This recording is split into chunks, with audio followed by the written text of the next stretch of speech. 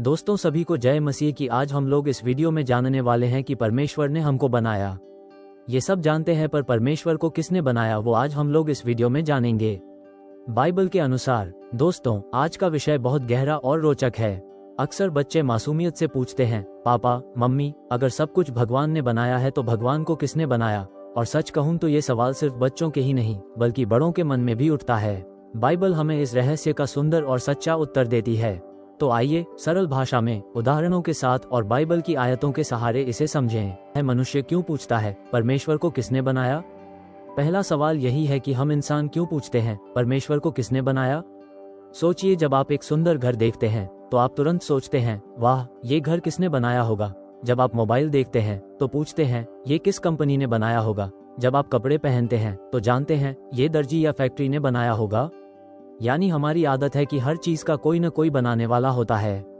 इसीलिए स्वाभाविक रूप से मन ये पूछ, अगर दुनिया को परमेश्वर ने बनाया है तो परमेश्वर को किसने बनाया। लेकिन यहाँ हम एक गलती करते हैं।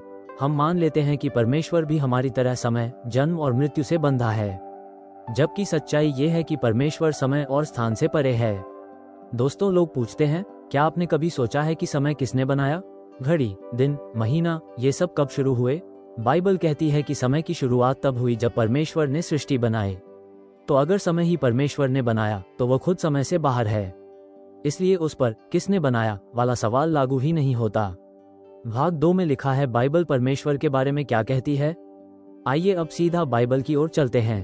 1 उत्पत्ति 1:1 में लिखा है, आदि में परमेश्वर ने आकाश और पृथ्वी की सृष्टि की। जब शुरुआत हुई तब परमेश्वर पहले से था।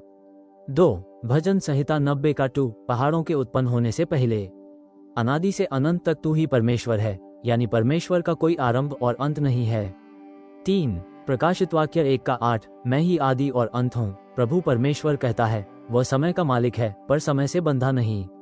इससे हमें ये पता चलता है कि बाइबल साफ कहती है कि परमेश्वर अनादि बिना शुरुआत के और अनंत बिना अंत के है। इसलिए ये सवाल कि परमेश्वर को किसने बनाया गलत आधार पर खड़ा है। भाग 3 परमेश्वर का स्वभाव। अब हम परमेश्वर के स्वभाव को समझें। 1 अनादि और अनंत परमेश्वर हमेशा से था और हमेशा रहेगा। 2 आत्मा स्वरूप यूहन्ना 4:24 कहता है, परमेश्वर आत्मा है, आत्मा को मनुष्य के हाथों से बनाया नहीं जा सकता।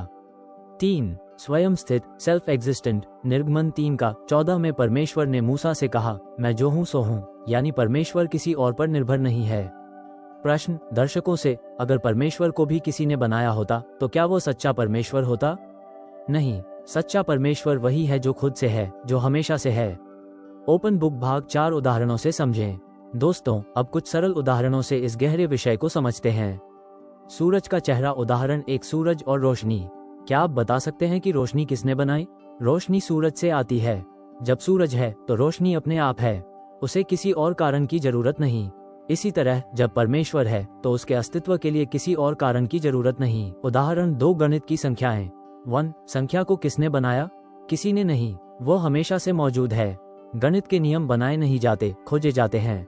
इसी तरह परमेश्वर भी खोजा जा सकता है, बनाया नहीं जा सकता। लहर उदाहरण 3 महासागर और नदियां। नदी का कोई स्रोत होता है, पहाड़, झरना या बारिश। लेकिन महासागर वो खुद सबका मूल है। परमेश्वर महासागर के समान है, वो सबका मूल स्रोत है। बच्चा उदाहरण 4 बच्चे की समझ। एक छोटा बच्चा कंप्यूटर को देखकर पूछ सकता है, इस डिब्बे के अंदर लोग कैसे रहते हैं? क्योंकि उसकी समझ सीमित है। उसी तरह हम परमेश्वर को पूरी तरह नहीं समझ सकते क्योंकि हम सीमित हैं और वह असीम है। ओपन बुक भाग 5 मनुष्य की सीमित बुद्धि और परमेश्वर की महानता। हमारी सोच सीमित है, हम केवल शुरुआत और अंत को जानते हैं, पर परमेश्वर असीम है। यशायाह 55:8 और 9 कहता है, मेरे विचार तुम्हारे विचारों से और मेरे मार्ग तुम्हारे मार्गों से ऊंचे हैं। यानी जैसे आकाश धरती से ऊंचा है, वैसे ही परमेश्वर की सोच हमारी सोच से अनंत गुना ऊंची है। ओपन बुक भाग 6 यीशु मसीह में परमेश्वर का प्रकाशन। बाइबल बताती है कि वही अनादि और अनंत परमेश्वर मनुष्य के रूप में हमारे बीच आया। 1 यूहन्ना 1:1 आदि में वचन था और वचन परमेश्वर था। 2 यूहन्ना 1:14 वचन देहधारी हुआ और हमारे बीच में रहा। 3 यूहन्ना 14:9 यीशु ने कहा, जिसने मुझे देखा है उसने पिता को देखा है। यानी अनंत परमेश्वर हमारे करीब आ गया ताकि हम उसे जान सकें। ओपन बुक भाग 7 व्यवहारिक अनुप्रयोग। दोस्तों, ये जानना कि परमेश्वर को किसी ने नहीं बनाया हमारे जीवन में कई बदलाव लाता है। 1. विश्वास में स्थिरता। हम जानते हैं कि हमारा परमेश्वर किसी और पर निर्भर नहीं है। 2. डर मिट जाता है। अगर वह सबका सृजनहार है तो हमारे जीवन की छोटी बड़ी समस्याएं उसके लिए कुछ भी नहीं। 3. जीवन का उद्देश्य मिलता है। हम जानते हैं कि हम यूं ही नहीं हैं, हमें अनंत परमेश्वर ने खास मकसद से बनाया है। 1. दोस्तों, इसका मतलब ये है। तो दोस्तों, आज हमने सीखा परमेश्वर को किसी ने नहीं बनाया। वो अनादि और अनंत है, वही सबका सृजनहार है। जब कोई आपसे अगली बार पूछे अगर सब कुछ परमेश्वर ने बनाया है तो परमेश्वर को किसने बनाया, तो आप निश्चय से कह सकते हैं परमेश्वर को किसी ने नहीं बनाया। वही है जो हमेशा से है और हमेशा रहेगा। समापन प्रार्थना।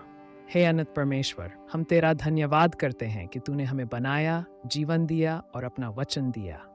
हमें मदद कर कि हम तुझ पर भरोसा रखें और तेरे अनंत प्रेम में चलते रहें। आमीन।